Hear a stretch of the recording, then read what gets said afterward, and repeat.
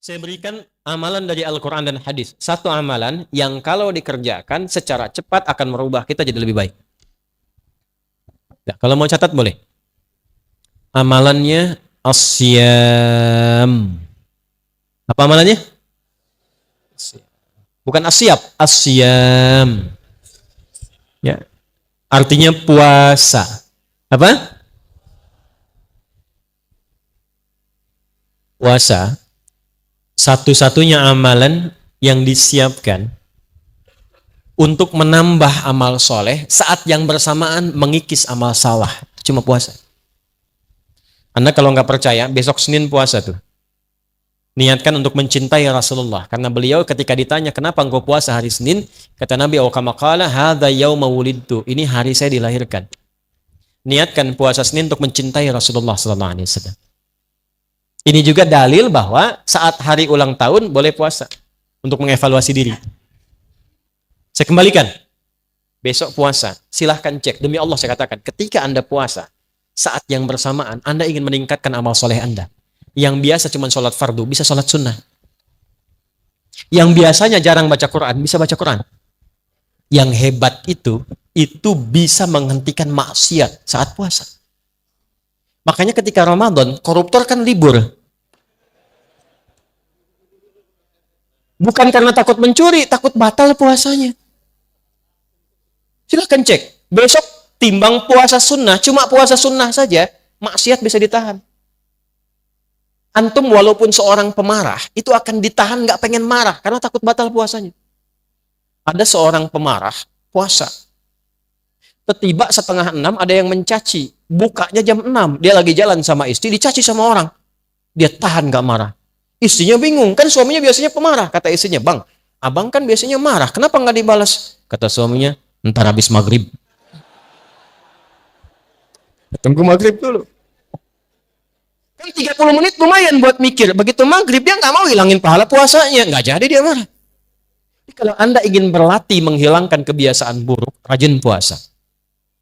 Senin, istirahat dulu. Setelah enak Senin, tambah Kamis. Jangan dirapel dulu. Jangan terlalu banyak. Nanti bosan. Senin dulu aja.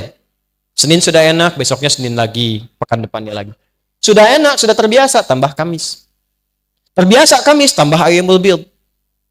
Sudah terbiasa, langkahkan ke tingkat tertinggi puasa sunnah, namanya puasa Daud. Sehari puasa, sehari. Senin puasa, Selasa tidak, libur. Rabu puasa, Kamis. Nah, kalau sudah puasa Daud, yang Senin Kamis itu ikutkan ke Daud. Karena kita sudah berada di level yang lebih tinggi. Dan berbahagianya begini, kalau Anda puasa Senin Kamis sudah terbiasa, terus pindah ke Daud, begitu saat Kamisnya libur, itu pahala puasa Kamis tetap dituliskan. Dalilnya apa? Hadis Nabi, "Idza maridal 'abdu aw safar kutiba lahu mithla ma kana 'alaihi muqiman shahiha." Kalau seorang hamba punya uzur seperti sakit atau safar, dia menghilangkan kebiasaan rutin amal solehnya karena kondisi ini, karena uzur, baik itu sakit atau safar, pahalanya tetap dituliskan sempurna. Antum terbang dari Palembang, besok ke Jakarta. Pas terbangnya itu mendekati waktu-waktu zuhur, ba'da zuhur bahkan. Antum sholat dulu. Nah, begitu sampai ke Jakarta, kan zuhurnya sudah selesai di sini. Kan bisa dijamak qashar kan? Ya kan? Zuhur jadikan 2, asar jadikan 2. Ada sholat sunnah qobliyah zuhur? Ada. Ba'diyah zuhur ada? Antum biasa kerjakan itu kalau sedang mukim. Karena safar, antum qashar. Ketika antum qashar, antum nggak kerjakan yang sunnah tadi. Itu pahala sholat sunnahnya tetap dituliskan sempurna. Hadisnya sahih. Jadi kalau sudah qashar, yang sunnah sudah. Jangan terlampau soleh. Betul, karena yang fardu aja dikurangi, masa mau ditambah sunnah? Terus ya? Itu hadiah dari Allah, qashar itu hadiah. Ketika Anda qashar, itu pahala sholat sunnah dituliskan bagi yang biasa sholat sunnah. Kalau enggak, yang enggak dapat pahala juga. Ya, yang hebat tuh begini, Bu. Kalau perempuan kan ada masa haidnya kan? Ini catat rumus, Bu, ini di antara kita saja nih. Ya. Ini perempuan-perempuan muslimah. Kalau masa sucinya rajin beramal, sholat, baca Quran, dia zikir, dia sholawat, masa haidnya kan berhenti itu sholatnya. Ya kan? itu semua kebiasaannya dituliskan pahalanya walaupun dia sedang libur dalam haidnya. Maka saya nasihatkan pada muslimah dimanapun berada, dalam keadaan masa suci perbanyak amal soleh. Karena Anda akan mendulang pahala pada masa haidnya. Cepat, mumpung belum datang masa monoposnya. Kalau sudah tiba masa monopos, nggak ada bedanya nanti. Karena semua berjalan lagi. Nah, kembalikan pola ini kepada apa yang tadi kita bahas, teman-teman sekalian. Kembalikan. Susun ini dari awal sampai dengan akhir, ujung kepala sampai dengan ujung kaki. Berlatih ini dulu. Kalau mau cepat, puasa. Jelas? Oke, jadi setelah ini silahkan. Yang besok puasa Senin silahkan. Nyaman tambah Kamis. Jangan cepat-cepat ya. Senin dulu aja. Sampai nikmat dan konsisten Senin, pindah Kamis. Nikmat konsisten Senin Kamis, tambah Ayyamul Bid. 3 hari di pertengahan bulan. 13, 14, 15 Hijriah. Sudah konsisten, mau tambah, silahkan. Puasa Daud. Tolong diingat, saya penting ingatkan dulu, yang ada cuman puasa Daud. Tidak ada sholat Daud. Subuh sholat, duhur tidak. Asar sholat, maghrib tidak. Tidak ada. Yang ada puasa Daud. Tidak ada sholat Daud. Nggak usah kreatif. Ya, tidak usah kreatif. Terlalu inovatif dalam persoalan ibadah, bisa masuk kategori bid. 2. Kalau sudah konsisten menata diri jadi baik. 2. Perdalam ilmu pengetahuan. Penuhi majlis-majlis ilmu. Ya. Saya yakin insya Allah di Palembang ini, Sumatera Selatan pada umumnya, banyak guru-guru yang hebat-hebat, baik-baik, ulama-ulama kita. Para tuan guru, ulama, habaib, dan sebagainya, penuhi majlisnya. Kalau bisa, saya usulkan begini. Masjid-masjid ini itu bukan sekedar diikat dengan organisasi, ikatan antar masjid. Di DMI, Dewan Masjid Indonesia. Didaftarkan aja, tidak. Data, Pak, di sini wilayahnya ada berapa masjid. Setelah itu kerjasama. Bikin kajian, kajiannya itu yang terukur, difasilitasi jamaah. Jangan semua kajian sama. Nanti malah berlomba-lomba, sini kosong, sana penuh, pindah sini. Kadang-kadang begini, beda masjid, jamaahnya itu-itu aja. Kerjasama dengan masjid-masjid. Masukkan database jamaahnya. Misal, ada fikih yang pokok dulu. Fikih sholat, fikih zakat, fikih misalnya haji umrah. Ibadah ada di Masjid Baitur Rahman. Nanti fikih-fikih yang sosial misalnya, ini di masjid yang sebelahnya. Fikih-fikih yang membahas tentang aspek-aspek kehidupan muamalah, masjid sebelahnya. Database ustadznya dimasukkan, informasikan, saling kemudian mengingatkan. Jamaah Baitur Rahman disampaikan. Bapak Ibu jamaah sekalian, hari ini kita punya kajian fikih salat. Nanti setelah insya Allah di depan masjid kita itu ada ustadz hebat. Ulama hebat akan bahas fikih zakat. Yang ingin tahu tentang zakat, silahkan ke sana. Itu caranya. Perdalam majlis ilmu dengan cara belajar 3 hal. Karena sekarang zaman fitnah. Awas, hati-hati. Hati-hati. 3 ini tidak kita dapati, problem akan muncul. Sesama muslim bisa saling celah. Yang bahaya masjidnya kosong. Cuma gara-gara kunut, yang satu kunut, yang satu tidak, nggak pada ke masjid. Padahal yang salah itu yang tidak sholat subuh. Yang paling celaka begini. Yang ngimaminnya yang kunut, imam, makmumnya nggak ikut. Itu bahaya. Atau sebaliknya, yang imamnya yang tidak kunut, makmumnya sujud sahwi. Kaidahnya kan begini, kaidahnya kata ini Nabi yang sampaikan, bukan saya. Innama ju'ilal imamu liyutamma bihi, faqira'atul imam qira'atul makmum. Imam itu dijadikan, kata Nabi, supaya diikuti. Jadi kalau imam ruku, makmum ruku. Imam sujud, makmum sujud. Imam baca kunut, makmum ikut kunut. Syekh Ibnu Shalih Al-Utsaimin itu mufti. Ilmunya luar biasa. Mazhabnya Hambali. Beliau nggak kunut yang subuh. Tapi apa fatwanya? Kata Syekh Utsaimin, kata beliau, fatwanya, jika ada imamnya kunut, maka makmum yang tak sama paham kunut pun mengaminkan di belakangnya. Allahumma hdina fi man hadait. Amin. Wa'afina fi man afait. Amin. Bukan sebaliknya. Allahumma hdina fi man hadait. Bid'ah. Kejadian nggak sekarang? Oh. Nah, saat terjadi yang seperti itu, maka apa yang dilakukan? kumpulkan masalah itu, adakan dalam satu majelis ilmu, perdalam hukumnya sehingga diberikan pencerahan. Di sini ustadz-ustadz kompak, ulamanya kompak, berikan pencerahan, jangan ditanamkan fanatisme sehingga terjadi perpecahan. Caranya begini misal nih, Bismillahirrahmanirrahim itu ada 4 cara, hadisnya 70 kurang lebih. Semua dari Nabi. 1, baca jahar. Bismillahirrahmanirrahim. 2, silent, sir. Bismillahirrahmanirrahim. Alhamdulillahi rabbil alamin. Yang kedua itu silent. Kalau silent, nggak usah ditempel di mic untuk dikeraskan. Bismillahirrahmanirrahim.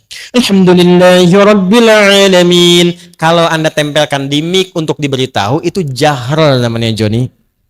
Jahr. Silent cukup kita sendiri yang dengar. 3, tidak dibaca sama sekali, langsung hamdalah. Alhamdulillahi rabbil alamin. Ar-Rahmanir-Rahim. Maliki yaumiddin. 4, dibaca rakaat pertama jahr dari Abu Hurairah hadisnya. Rakaat kedua nggak dibaca sama sekali. Jadi kalau subuh rakaat pertama jahr. Bismillahirrahmanirrahim. Alhamdulillahi rabbil alamin. Rakaat keduanya langsung hamdalah. Alhamdulillahi rabbil alamin. Ar-Rahmanirrahim. Itu 4-empatnya semua ada sumbernya dari Nabi. Dan ada latar belakangnya. Kenapa Nabi nggak baca bismillah? Kenapa dijaharkan? Kenapa disirkan? Itu ada semuanya, ada sejarahnya, ada dalilnya, ada latar belakangnya. Nah, tugas para ustadz, kalau ingin menempatkan yang diperselisihkan itu, kumpulkan bahasan itu, namanya fikih ikhtilaf. Dibahas semua referensinya sehingga jamaah paham.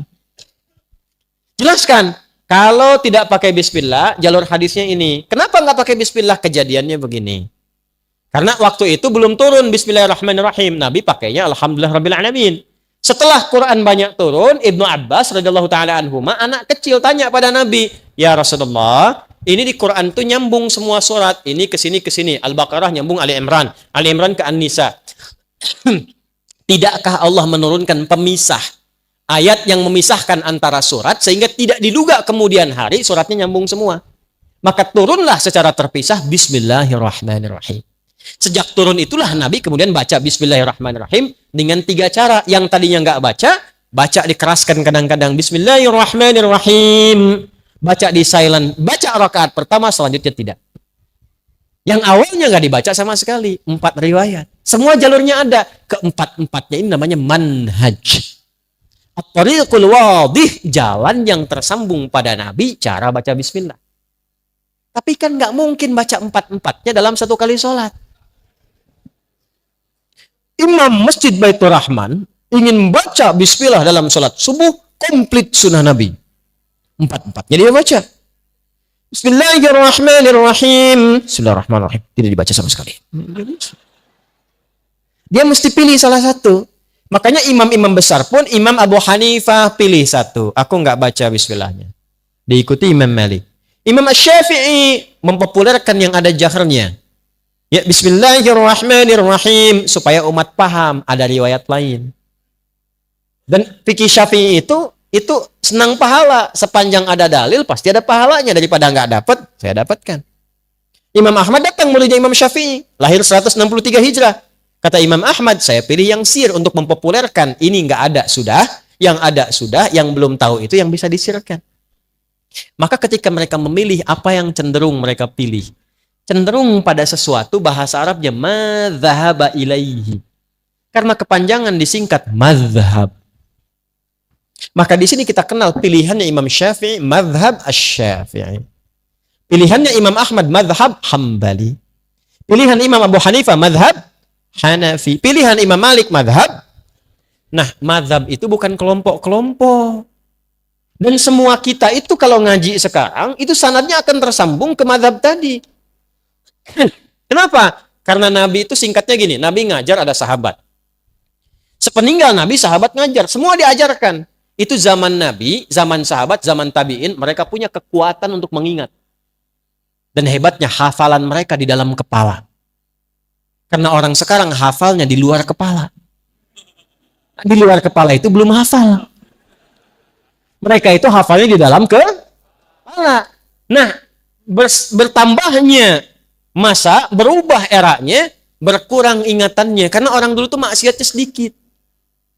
Jaga maksiatnya banyak, dijaga. Sehingga berkahnya apa? Kekuatan ingatannya panjang. Sekarang tantangan maksiatnya banyak. Dan ingat, maksiat itu salah satu penyebab utama mengurangi kemampuan untuk menghafal. Saya punya teman, hafal ribuan hadis. Masuk bioskop. Keluar, hilang semua hafalannya. Saya nggak tahu apa yang ditonton. Pulang keluar dari situ, hilang semua hafalan.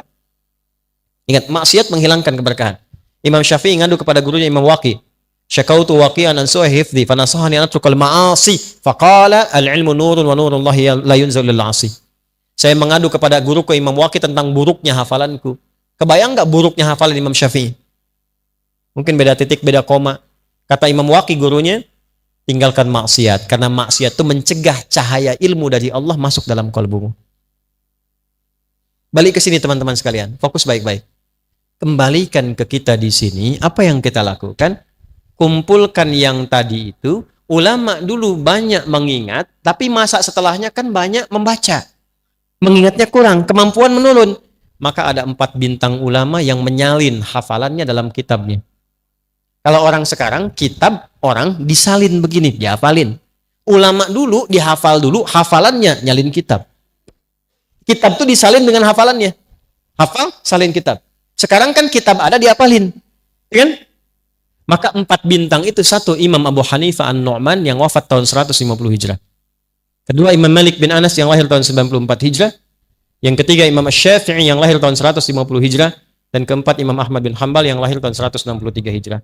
Itu mereka menghimpun referensi dari masa sebelumnya, dihafalkan, diturunkan lewat kitabnya. Jadi yang sekarang kita pelajari, itu mau nggak mau akan nyambung jalurnya ke mereka itu. Karena semua jalurnya begitu. Maksud saya, jangan pernah katakan begini, ikut mazhab apa ikut Nabi. Itu artinya belum belajar. Tapi jangan kita cela, itu pernyataan aneh. Karena kalau orang ngaji fikih, nggak mungkin berkata demikian. Karena mazhab itu bukan kelompok, mazhab itu yang merangkum, mendokumentasikan berbagai pengetahuan yang bersumber dari Nabi. Kita nggak mungkin kita dapatkan langsung akses ke Nabi. Siapa yang sekarang pernah ketemu Nabi? Saya pulang. Nggak ada. Nih, Anda belajar sholat dari mana? Nggak mungkin langsung dari Nabi. Oh, tadi saya ketemu Nabi, mimpi kok diajarin begini. Nggak bisa. Kita harus urut riwayatnya dari mana. Nah, kalau kita urut-urut yang mengajarkan dari takbir sampai salam, ketemunya jalurnya di mazhab juga. Ketemunya di situ. Dari mana taunya bismillah dijaharkan? Pernah ketemu Nabi? Tidak. Diurut sipulan sampai ke Asy-Syafi'i. Asy-Syafi'i menerima dari gurunya sipulan sampai ke Nabi. Urutan itu disebut dengan sanad namanya. Di Sahih Muslim ada babul isnad di muqaddimah. Babul isnad minad din. Jadi urutan dalam penyampai riwayat itu termasuk dalam agama. Jadi kalau salah menerima ilmunya bisa salah ibadahnya. Nah, kita punya itu dalam Islam. Nah, dalam hal yang ada perbedaan, yang tidak sama, belajar caranya supaya tidak saling menjatuhkan. Tidak saling mencela dan merasa benar sendiri. Padahal mungkin orang lain punya alasan yang berbeda dengan kita, cuma sumbernya kembali ke Nabi. Lihat nih. Fikih umumnya ada 2. Ada berapa? 1, yang bacaannya sama, caranya sama. Contoh, kita saat mengangkat tangan awal sholat bertakbir mengucapkan apa? Itu satu cara, satu bacaan. Fayaqulu Allahu Akbar. Nggak ada yang beda. Kalau ada satu cara, satu bacaan, itu artinya semua umat Islam dipandang mampu melakukannya. Jangan beda, nggak usah kreatif. Saya capek Allahu Akbar terus, besok Allahu Rahman aja. Allahu Rahim aja. Beda, salah. Jelas? Tapi nanti ada yang beda bacaannya, bahkan beda caranya. Tapi kalau diurut-urut sumbernya dari Nabi semua. Kalau ada yang begini, itu tandanya semua umat Islam dipandang oleh Allah itu tidak mampu melakukan dengan satu cara yang sama. Maka diturunkan beragam cara supaya semua bisa melakukannya dan mendapatkan hikmah yang sama. Contoh bacaan. Ini kita baca Quran nih. Al-Fatihah ya. Contoh gini. Ihdinas siratal mustaqim. Yang kita baca kan? Dari Hafiz. Pakai shad ya. Ihdinas siratal mustaqim. Jelas? Ada yang nggak bisa shad. Bisanya pakai sin. Gampang kok shad. Kata Anda orang Palembang. Tapi di Arab itu ada yang nggak bisa shad. Dipaksa-paksa sampai kiamat kurang 2 hari nggak bisa.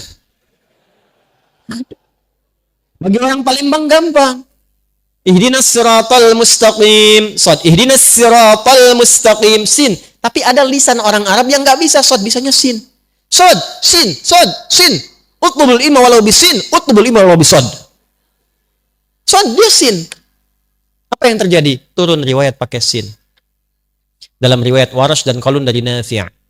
Ihdinas siratal mustaqim. Sin. Apakah merubah makna? Tidak. Maknanya sama. Cuma cara bacanya beda. Ada yang nggak bisa sin, nggak bisa sod. Bisanya zai. Ada. Maka turun riwayat pakai zai. Ihdinas siratal mustaqim. Ada. Maaf, saya waktu ngaji di Libya, saya ngambil beberapa riwayat. Saya ngambil Hafiz dan sedikit Qalun dari Syekh Dukali. Ya, ngambil riwayat Warash dari Syekh Ali Ahmar. Beberapa ambil saya yang lain. Itu guru saya cerita begini. Nah, katanya dulu ada penghafal Quran. Dua-duanya hafal Quran 30 juz. Yang satu Hafiz, kita baca. Yang satu Qalun, Libya baca.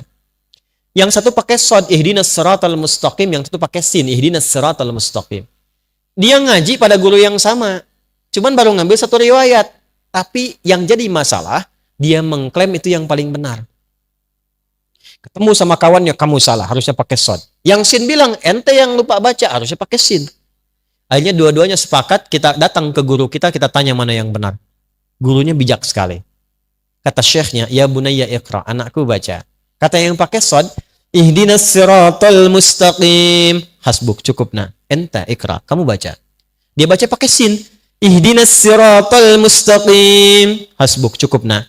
Kalian berdua, antuma mukhtian. Kalian berdua salah. Yang benar itu, ihdinas siratal mustaqim. Pakai zai. Gurunya pengen bilang, kalaupun merasa sudah pintar, jangan suka menyalah-nyalahkan orang. Karena boleh jadi orang yang disalahkan itu punya alasan juga. Yang ada itu pelajari apa yang dia praktekkan, cari tahu. Kalau ternyata salah, perbaiki dengan cara yang lembut. Nabi Musa aja ke Firaun kan caranya lembut. Faqula lahu qawlan layyina, katakan dengan lembut. Itu teman antum bukan Firaun. Antum pun tidak lebih soleh dibandingkan Musa. Antum bukan Musa, dia bukan Firaun. Kenapa antum kasar? Hah? Kenapa harus saling mencela? Ini yang paling hebat. Ada yang nggak bisa A, bisanya pakai terus. A, anta, ente, anak, ane. Ada begitu. Madrasah. Itu imalah. Di Arab banyak. Sekarang kayak di Syria, di Palestina, Afrika sebagian pakai semua. Mungkin Betawi dari situ sana dia. Bijaknya Allah, diturunkan Al-Quran bisa dibaca pakai E. Wadduha, kita. Yang itu, wadduha, wallayli idha saji, ma wadda'aka rabbuka wa ma qali, walalakhiratu khairul laka minal uli. Wala sawfa yu'tika rabbuka fatardi. Antum ketawa. Saya baca wadduha di kalangan masyarakat yang wadduha. Ketawa dia. Karena dia biasa pakai Itu namanya lahjah. Karena kita nggak bisa paksa lisan orang. Kita bilang orang Palembang bilang sepeda. Mampir ke Medan, kata Medan sepeda. Sepeda dengan sepeda, barangnya sama nggak? Itulah perbedaannya. Beda tuh. Jelas? Oke, jadi kalau ada yang demikian, pelajari. Jangan saling mencela dulu. Ada yang gerakan, ada yang bacaan dan gerakan, seperti kunut misalnya. Pelajari. Kenapa ada kunut? Sebelumnya ada atau enggak? Apa putusan nabinya? Bagaimana kemudian membacakannya? Dan seterusnya, sehingga adem kitanya.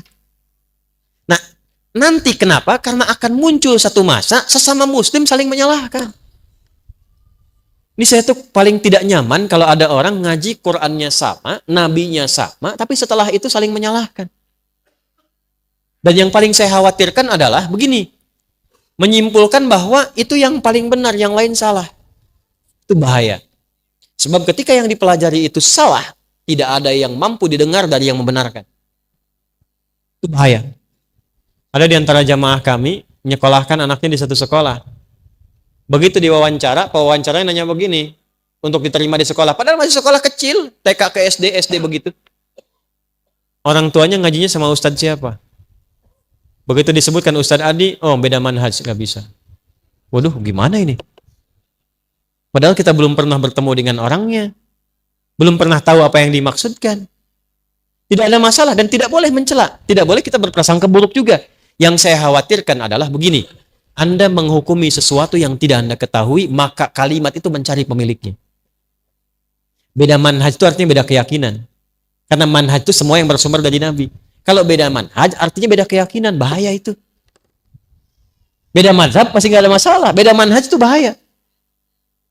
Apalagi kalau dipanggil sudah nggak salam. Assalamualaikum akhi. Beda manhaj. Bahaya. Maka bagaimana rumusnya? Pelajari. Saya tidak mengajarkan Anda untuk saling mencela orang lain. Kalaupun ada yang begitu, jangan dicela. Jangan dicela. Tapi kita tetap terbuka dengan senyuman dan baik, pelajari sehingga semua membuat mengerti. Yang enak tuh begini, guru mengajarkan, kita tidak kunut misal.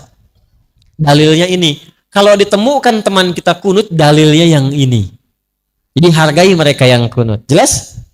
Kita bacanya jahar. Kalau Anda menemukan yang tidak jahar silent, ini dalilnya. Jangan kaget kalau ditemukan. Enak kalau begitu. Saya di Masjidil Haram, tugas tahun 2010. Biasa penerima jemaah haji. Jemaah haji pertama datang pas sholat isya, imamnya Imam Syekh Sudes. Begitu sudah takbir, Allahu Akbar. Ini saya masih ingat betul sampai sekarang. Berarti sudah 13 tahun peristiwa itu. Allahu Akbar. Silent. Bismillahirrahmanirrahim. Alhamdulillahi Rabbil Alamin. Itu komentar pertama makmum di samping saya. Iki imamnya Muhammadiyah tuh katanya. Muhammadiyah cabang Masjidil Haram.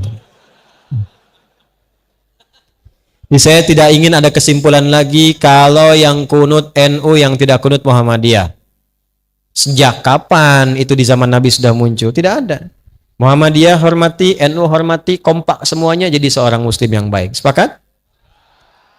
Terakhir, praktekkan itu, hanya jangan jadi teori saja.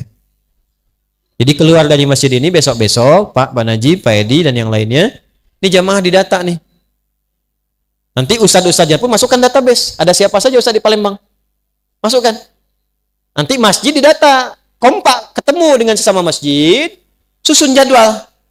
Ustadz Fulan di sini, Habib Fulan di sini, segini. Materinya ini, rekomendasikan ke jamaah. Bikinlah aplikasi untuk saling melengkapi. Nah, nanti dari masjid ini ikatannya bikin aplikasi. Aplikasi sahabat masjid, misal. Ya? Sahabat masjid. Ada apa di dalamnya? Bukan cuma tentang waktu sholat, waktu taklim. Jamaahnya yang UMKM masukkan ke situ. Yang pengusaha beras masukkan, yang tukang sayur masukkan, tukang baju masukkan. Jadi sesama jamaah kalau mau pesan sesuatu antar jamaah lagi, hiduplah di situ ekonominya. Kalau sakit, tahu dokter ada jamaah. Begitu ketemu, tahu database-nya. Tidak perlu ke rumah sakit. Tanya resepnya apa, dapat alhamdulillah.